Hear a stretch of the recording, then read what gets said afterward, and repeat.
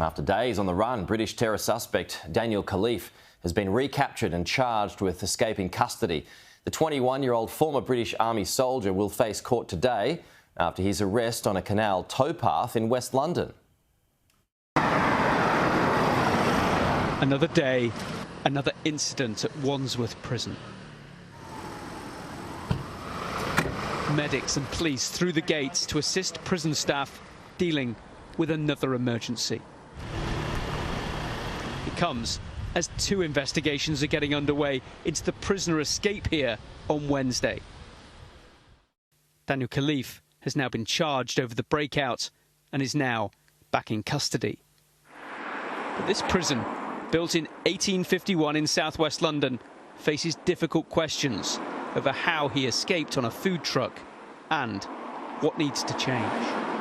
There's additional governor support, a former governor with particular expertise in security, but also, as I say, out of an abundance of caution, around 40 prisoners have been moved to, just while we get to the bottom of what took place in Wandsworth.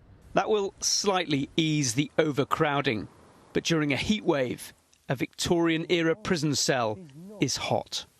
It's a sauna. Cliff Harper did time in Wandsworth after a road rage incident in 2017. They need to, either one of two things, either pull the prison down and rebuild it, if that's what they want to do, because they've also closed other prisons. I mean, I believe from speaking to other inmates that have been to Scrubs and other places, they're just as bad. So they're not going to rehabilitate anybody.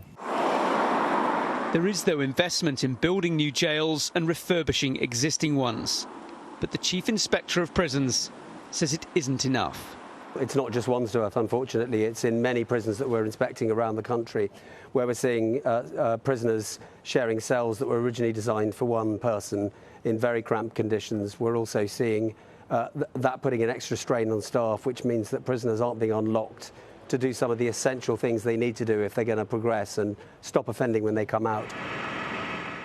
Ministers say that they have established that protocols, the rules about checking vehicles, were in place on Wednesday. But they haven't yet worked out if those rules were being followed. It's hard to believe that they all were. In fact, we've spoken to one former prison officer who says that they were regularly flouted as she was driving prisoners in and out of these gates. The latest incident here saw somebody taken away at speed by a London ambulance. Another investigation at this prison, which is already under intense scrutiny.